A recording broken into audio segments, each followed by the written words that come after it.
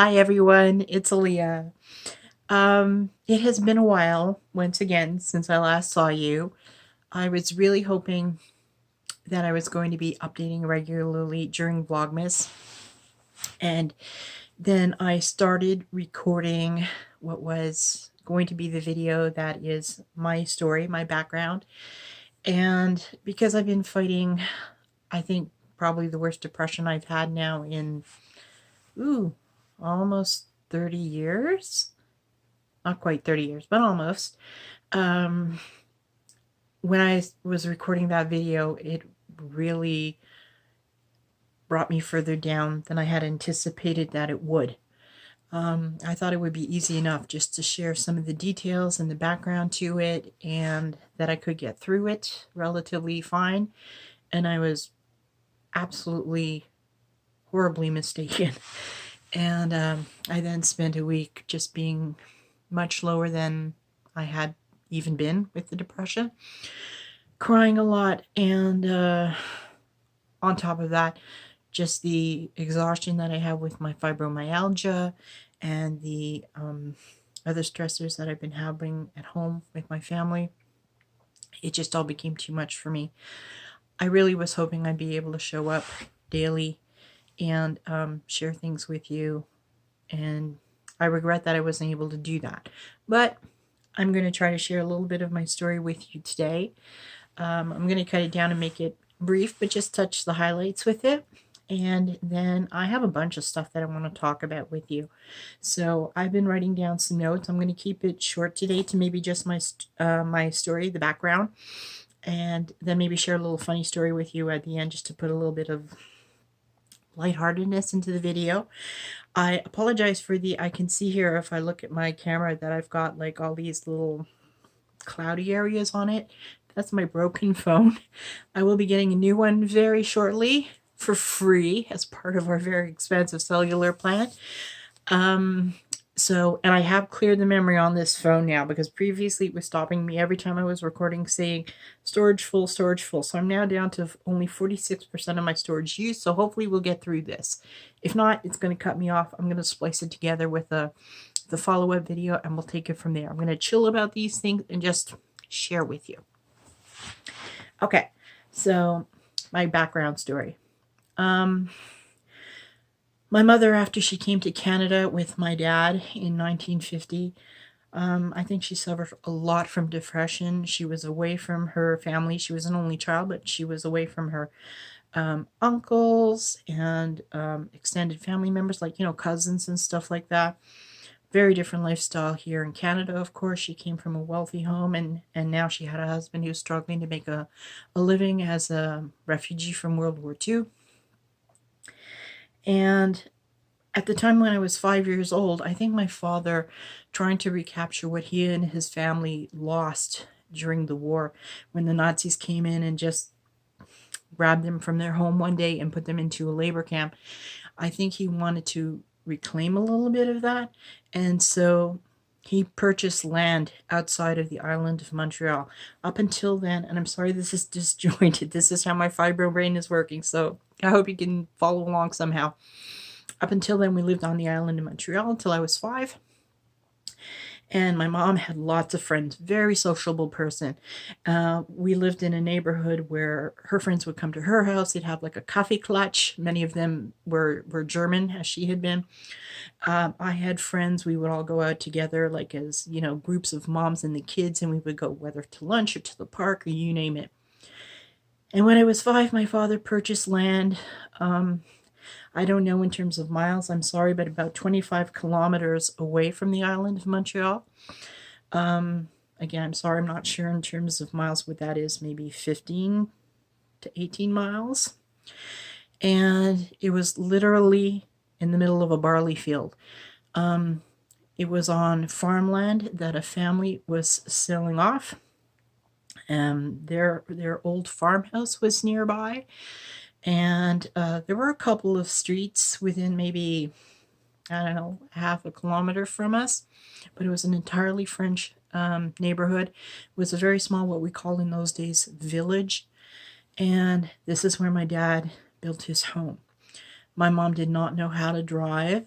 I don't know what she would have been able to do even if she did know how to drive, because we didn't have the money for a second car.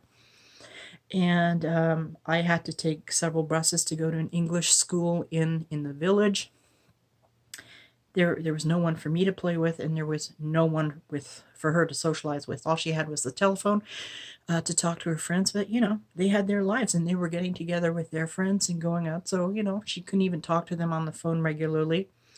We had a library in the village where I grew up, but there was like one very small shelf that had English books on it, and that was it. So, and that was even if you could get to the village. I mean, there was a bus once a day. Once a day, it would pick you up. I forget, I think like around 11 or 12 noon, and it would bring you back maybe about 3 in the afternoon. You had to figure out what to do for those 3 hours if you went into the village. This is how isolated it was. So my mom went from having her friends and having activities to do. On the island of Montreal, we had buses that we could go downtown, whether it was to go window shopping, go see a movie, a show, whatever. Didn't have an English movie theater where I grew up either. There was nothing. And this was in 1970, at a time when, of course, no cable TV. And being out in the middle of the boondocks, as it were, we had like an antenna on the house and those, rabbit ears on top of the TV. And there were like a couple of English channels that you could get sporadically. And that was it.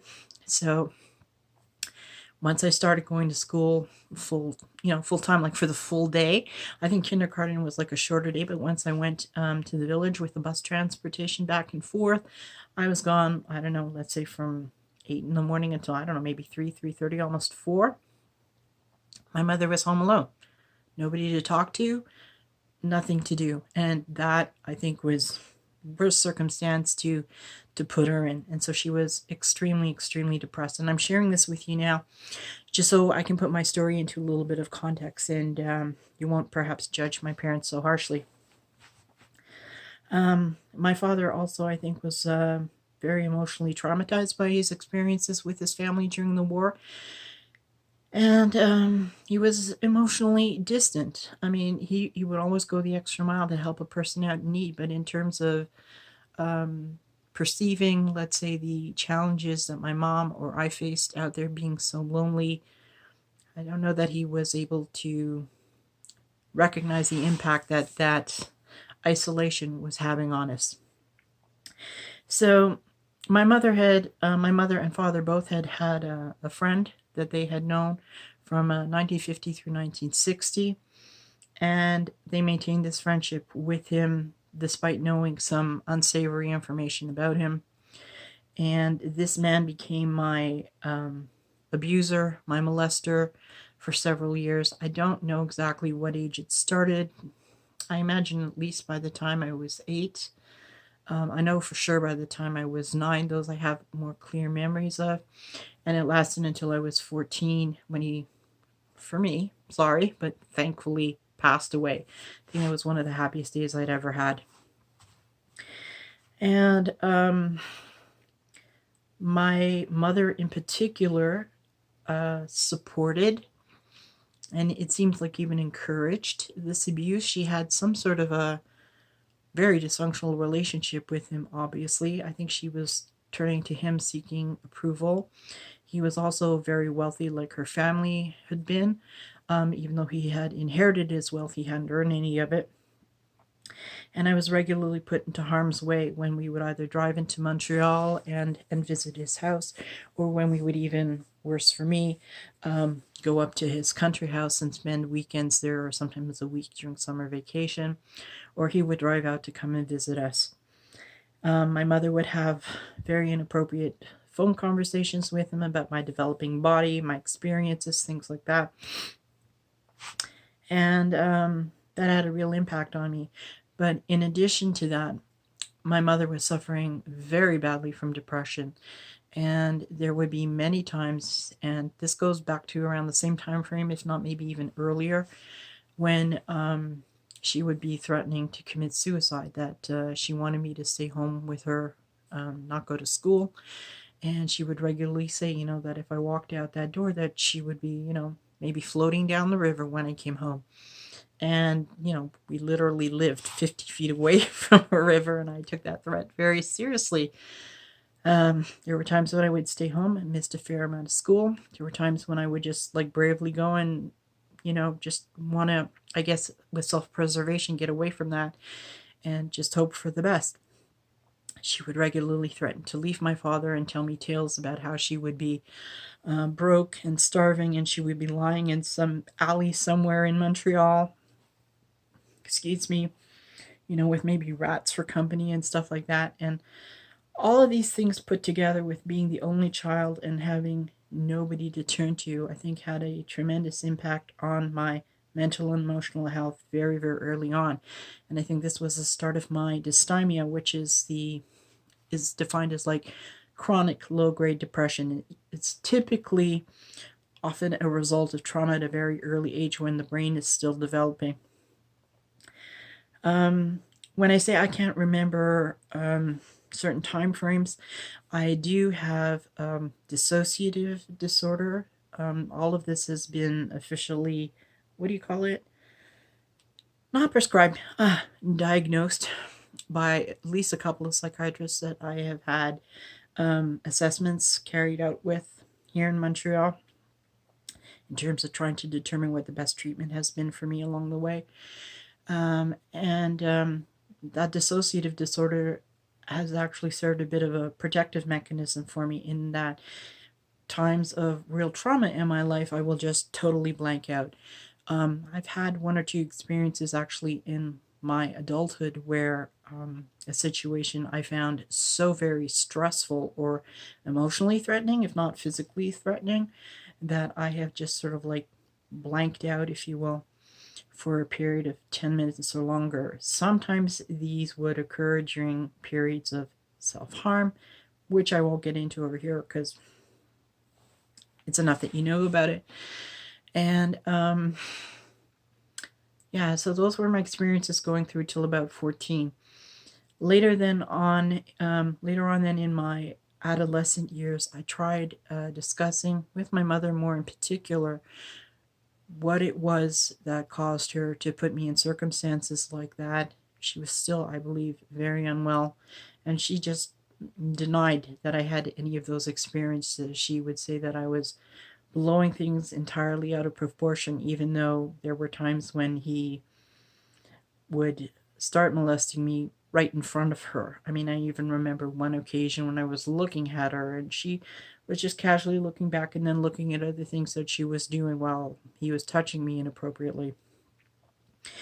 And although my father was always at work for very long hours, he would typically leave the house at 6 a.m. in the morning, and he wouldn't come home sometimes until 10 or 11 p.m. at night. I often only saw him on the weekends because in order to pay for the house and the land that we had purchased, he would work two jobs. Sometimes he'd work a third job on the weekend.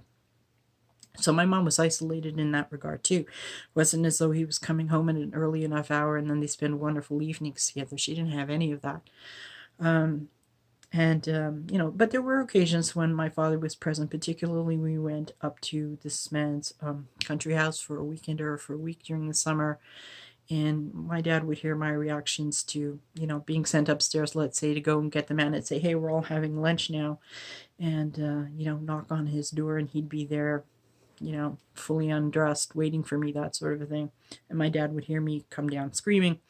So there's no way my father wasn't aware, but I think he just chose to, turn the other cheek, as it were, which was, I think, something that he, not to excuse it, but to explain it, something that he learned during World War II. He had shared with me once or twice how, he would be working, let's say, alongside his family members. And if you weren't working fast enough or doing the right thing, then the Nazi would come and threaten you. And if they were threatening your loved one and you dared stop what you were doing next to them, they would kind of say, like, what, you're stopping because of my talking to your father? Well, if you don't get back to work, the harm is going to be even worse to him, etc. So he was sort of like taught to close things out, as it were. But anyway, so my mother had totally dismissed everything. And so I got through my teenage years. I really only started putting on weight when I went to what's called CEGEP or college here in Quebec.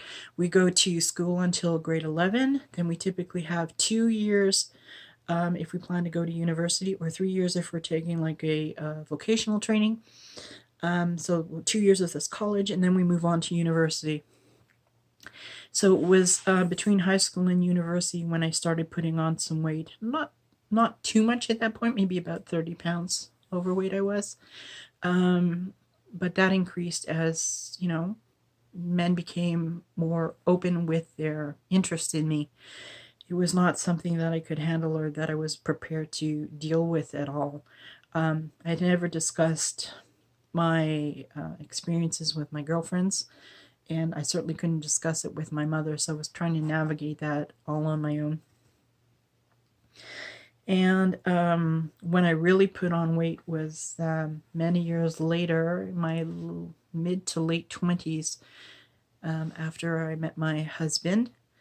He and I dated for 7 years before we married, and we were both, I guess, two very dysfunctional, very injured people who found each other. And we relate in many regards. I mean, we both have, in some ways, like a very quirky, corny sense of humor. We had similar tastes, certainly, and certain interests in like reading. We both loved science a lot, and we never ran out of things to talk about. But while we fell in love because there were similarities and we were understanding towards one another, we had a lot of work to do on ourselves, I think, before we should have gotten together. His family, while he never suffered trauma like I did, clearly his was different. He grew up in an extremely dysfunctional household with a very narcissistic mother. May she rest in peace. And an alcoholic for a father. He rests in peace. And my husband, being the youngest, he was very traumatized too. I mean, he has anxiety disorder. He had ADD going to school when he was younger, but it wasn't diagnosed until later when he was an adult. And because that relationship was such a mess, I regularly turned to food to comfort myself. At the time that he and I were dating, I was living still originally at home at my parents' house. I hadn't moved out yet. That I did later on, just before my mother passed away. And where am I going with this? I'm sorry. I was spending about 3-4 hours a day with travel time back and forth, because although we only lived 25 kilometers away from Montreal, traffic going out there was horrendous. You had to get off of the island via one of the bridges or the tunnels. The one tunnel, it was always a slow slog, and in those days, the highway going out towards where my parents lived was like only 2 lanes wide, so it was very, very slow going. And yet I was working full time. I was spending time traveling back and forth. I was going to university classes at night. I had stopped going to university during the day because my father's company had gone on strike at one point. And in those days, the banks were such that if you missed a couple of mortgage payments, that was it. That was all. They were, reclaiming your house and foreclosing, and that was it. You couldn't negotiate anything. So, when his company went on strike, I left school to get a job to help make the mortgage payments. And at that point, because I wasn't studying all the time, I had a bit more free time. I started getting myself some therapy. And at that point, I decided I'm going to keep working to build an income and to pay for the therapy. And I would just go to school at night. So I was working, I was going to school at night, and would often come home, let's say, only like at 11 p.m. because many of the classes I took went from either 6 or 9 to 9 p.m. or 6 to 10 p.m. And so I wasn't exercising as much as I had been before. I wasn't socializing as much with my friends. Most of my time was spent with my husband, Reuven. And it was working through all of these maladaptive behaviors we had, along with trying to recover from the harm of our family lives. And it's at that point that I really started putting on more weight. And the real weight came after my husband and I got married, because that's a separate story, but it has been a struggle. Okay, so I think I'll leave it at that for now.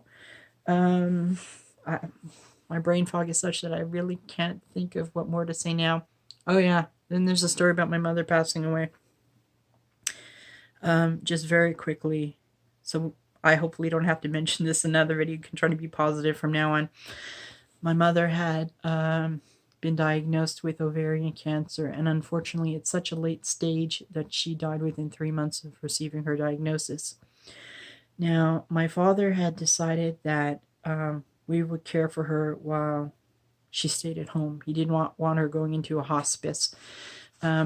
Also, and I don't know how this came about, but when she was diagnosed, the hospital informed my father of the diagnosis, but they did not tell my mother, or they told her when she was in such a state coming out of the anesthesia from whatever procedures, diagnostic procedures they had carried out, that it didn't register with her.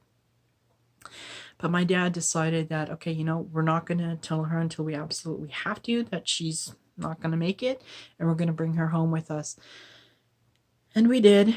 And she eventually figured out on her own that she was going to be dying. And in the last week before she did pass away, she wasn't eating any longer, and she really needed to be on IV fluids, and I wanted her to be going into a hospice where they were trained in taking good care of her, but my dad said, no, we'll manage at home. So a nurse was sent to our house that taught me how to administer injections of morphine for her. She had some sort of a I don't know what it was. It seemed like some sort of like I'm looking at myself now, but it was sort of like some sort of like a little butterfly shaped port. I think it was like in her chest, if I'm not mistaken. Anyway, and I would inject the morphine into that. And so we spent a week with her like that, with my doing the injections. And then the day that she passed away, I had gone into Montreal to make arrangements to prepare a funeral for her, because my parents never planned it. Well, certainly my father did not want to plan anything like this in advance. And I was stuck in traffic coming home, and I just had this feeling that my mother was passing away. And when I came home, finally, after like 2 hours sitting in traffic and crying, I ran to the bedroom door and I saw that her chest was still going up and down, and I thought, thank God. And I wanted to cry more then, but I ran to the kitchen and I sort of like had a cold drink of water, and I pulled myself together, and I thought, it's gonna be time for crying later. Now's the time to take care of my mom and take care of my dad. So that's what I tried to do. And at that point, I had asked my dad, had he given her the morphine injection while I was gone? And he thought that he had. He wasn't sure how much he had given her, if he had given her enough. And I was really worried that she had been under-medicated and she might be suffering. So this was late on a Friday afternoon. I think it was almost 5 p.m. and I was trying to reach the doctor's office. I could not get through. So what I did then was I took a syringe and I loaded it up with some of the morphine, and I thought, okay, I'm going to give her some more. And I was really concerned that I would be giving her more than maybe was required. I really didn't know what to do. I was afraid she was going to be in pain and she was going to be suffering, because she seemed to be rousing a little bit. And I gave her the injection thinking, okay, maybe this is going to speed up her passing away. The doctor later on reassured me she was going that afternoon no matter what, but nonetheless, this is what was going through my mind. And sure enough, within about a half an hour, she had passed away. And my dad and I then together, after we contacted and left a message with the doctor's office for him to pass by to officially declare her dead.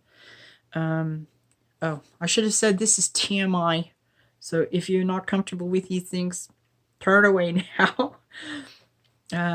But my dad and I then spent time cleaning her body and dressing her before the funeral home came to pick her up. And yet within a week of that, my father was saying, that I was in such a rush to have my conversion to Judaism, because the timing of it was such that I went through my conversion 3 weeks after she passed away, which is why my Jewish name is actually Aliyah Chava. The second name Chava means Eve, because my mother's name was Eva, so I took that name on to honor her. But he actually came out and said that I had, overdosed her intentionally because I wanted her to be out of the way so that I could go ahead and have my conversion, which was utterly ridiculous because my mother was very supportive. She bought me kosher dishes. She got me a kosher oven. I mean, God bless her. And there have just been all of these like traumas along the way that had left me being very much alone in the world, if you will. When you feel that your parents, who when you're little are sort of like godlike in your eyes, right? They can do everything. They're all knowing, all powerful, all protective. And for me to have grown up in so much isolation without that has left a real impact on me. And it's one that I still struggle with. I think because the abuse I suffered was denied and downplayed, I learned very much to keep all of my emotions within. So whether I'm angry or sad or I'm lonely, frightened, resentful, you name it, right? I eat to self-soothe because I think sometimes the cumulative anger and those real feelings of abandonment are really near the surface sometimes when I'm upset, even though the circumstances where I'm upset right now are clearly very different than what I experienced. That little child, wherever I was like stunted in my emotional development, reacts by thinking everything is very threatening. So food is the one thing that I can turn to that has always been reliable, but that also really regulates my mood. Sugar is known to have an impact on serotonin and dopamine, which are two things that are often stunted, let's say, in terms of their delivery systems, particularly when you suffer trauma at an earlier age. And so what I'm struggling with trying to do now is experience negative emotions and separate out what's I'm experiencing now, what I experience in, and learn to deal with it in a way without the food. And that's really scary. It leaves me more depressed sometimes, certainly more teary. And that has caused me to want to pull away socially, even from posting here, because I don't want to burden anybody with any of the sadness that I experience. Actually, though, I'm feeling really grateful that you're here listening and sharing this with me. And if you have, God bless you. And I feel better for sharing this. It's kind of like, okay, it's out of my system. I mean, if you have any questions, you can either leave them down below in the comments or feel free to email me if you want. My email is on my About page on my YouTube channel. And if I don't get back to you right away, it's maybe just because it's hard for me to answer these questions right away, but I will get back to you at some point. And maybe in the future I can clarify the details a bit more clearly if I didn't now. But this is just trying to give you a little bit of a sense of where it is that I come from, where my depression, I think, originally originated. Wow, there's a statement, originally originated. And okay, this is probably long enough. I can't tell how long this is. It doesn't tell me. I can't even read it down here how long it is. So I'm just going to share a quick little funny story with you. Hopefully it won't cut me off. So we can leave on a happier note. Although I am happy I shared. And thank you. So on a family vacation, gosh, this goes back about 10 years or so now. I think it was the first time we drove down to Florida together. And we were staying in a house, not in Orlando directly, but near Orlando because we wanted to be near Central Florida. We're not a Disney family. We're not into amusement parks, but what we wanted to do is be halfway between the Gulf Coast, where we could do like looking for fossils and going swimming in the Gulf. And we wanted to be halfway along the East Coast where there was an animal preserve, and there was also the NASA Space Center in case we went there. So this is where we were located. And one day we decided, okay, we're going to take a day trip out to some animal reserve out on the East Coast. So we had to drive along this Florida parkway to get there, which was pretty deserted. Not much going on along there.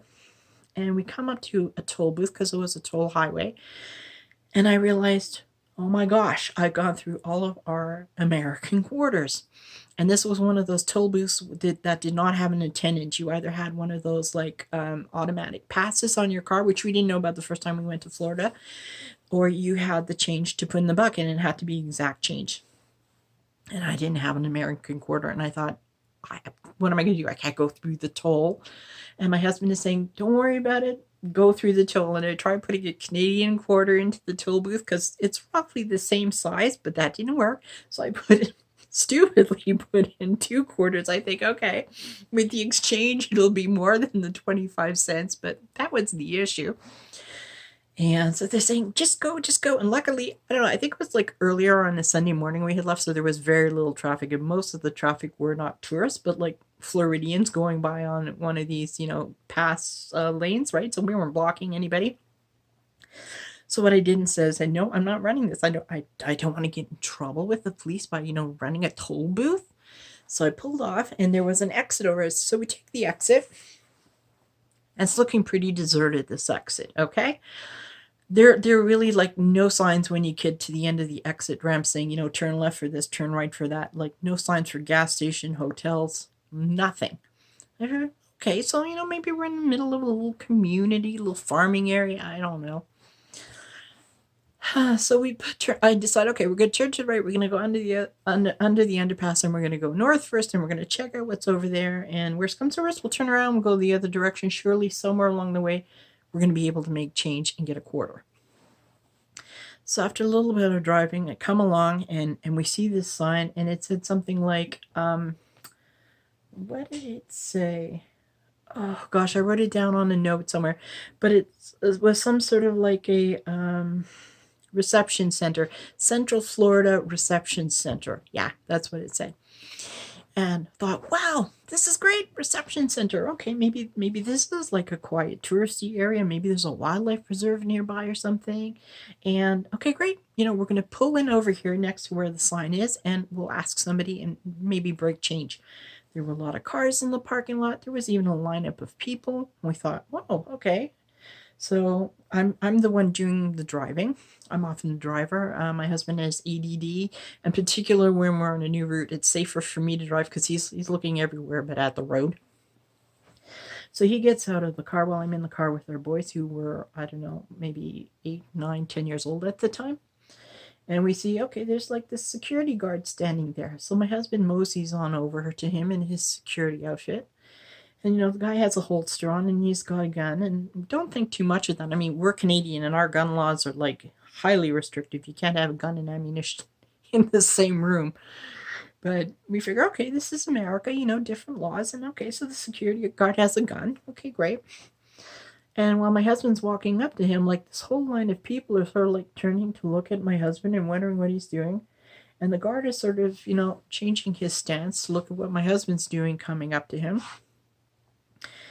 And my husband goes and he asks him, like, is there anybody who can break change, like, from an American dollar to give us some quarters so we can pay for the toll booth?